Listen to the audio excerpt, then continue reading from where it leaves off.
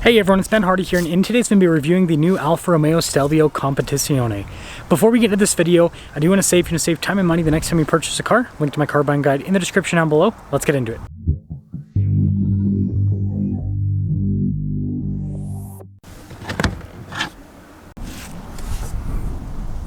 Under the hood, we have a turbocharged 2-liter 4-cylinder that goes through an 8-speed automatic transmission. Power outputs are 280 horsepower and then 306 pound-feet of torque. Now, before we move forward with this review, I do want to mention if you want to see more videos just like this, then I recommend you subscribe because I post content every single day. Now, taking a look at the hood here, you guys can see really beautiful lines, and I love this particular paint color. It's got a satin finish on it. It looks fantastic. And then I love the new headlight design.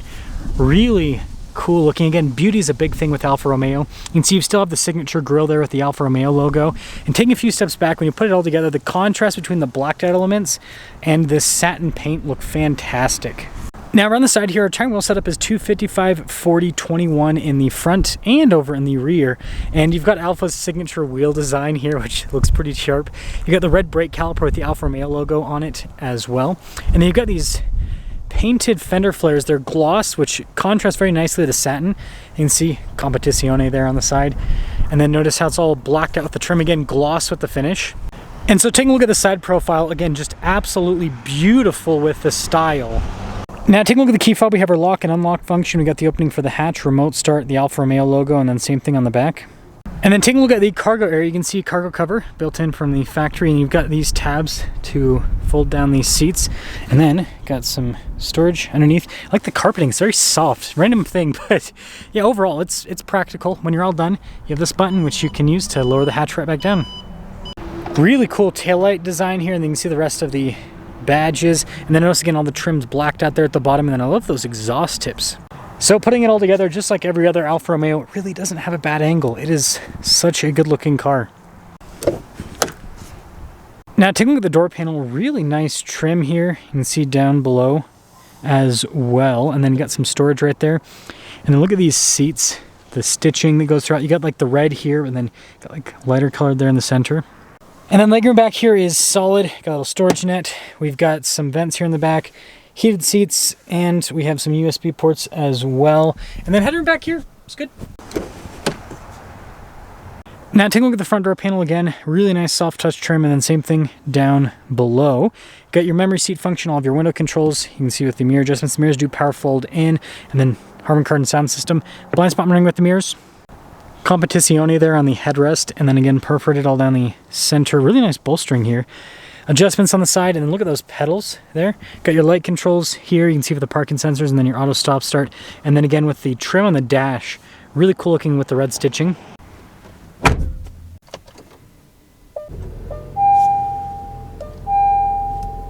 Now taking a look at the steering wheel, you can see soft touch trim all around, and I like how it's perforated on the thumb holds. It's pretty cool. You of course have the giant paddle shifters there on the back of the steering wheel. You can see the engine stop start button on the steering wheel as well. Sorry, let me turn that off. And then adaptive cruise control as well. So yeah, lots of practical controls. Now I've got this digital gauge cluster here in the center. I really like the design. It's got kind of like a modern appearance to it, but it shows you all the information that you'd need. And also this has a lot of fuel range, like 500 miles when it's full. In reverse, you do have a backup camera with trajectory lines that turn with the steering wheel. Pretty solid resolution. And then as for the rest of the screen, it's actually a touch screen. Sorry, it's not going to pick up my finger very well because my fingertips are kind of cold from outside.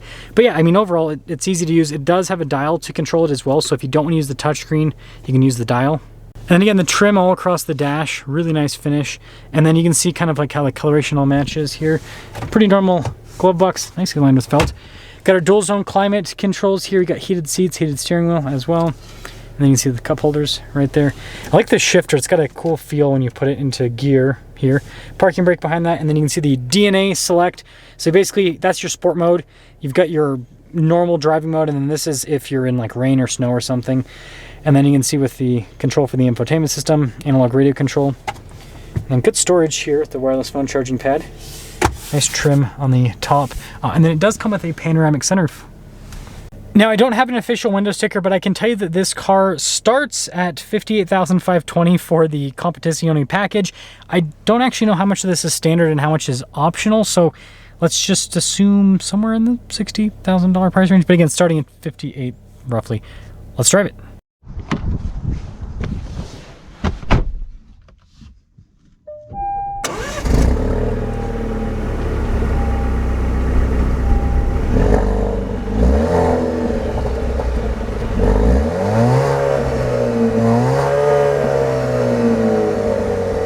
Let's talk about visibility before we set off. Here's visibility over the hood, both of the mirrors, do a blind spot running, throughout the rest of the rear, and let's set off. So setting off in the Stelvio Competizione. So I don't know what other people are saying about this, but what I will say is I was surprised when I saw the engine because, you know, Competizione, competition, right? Think Audi RS competition, BMW M competition, and then Ferrari Competizione. When you hear the word competition or the competition, any nameplate, right?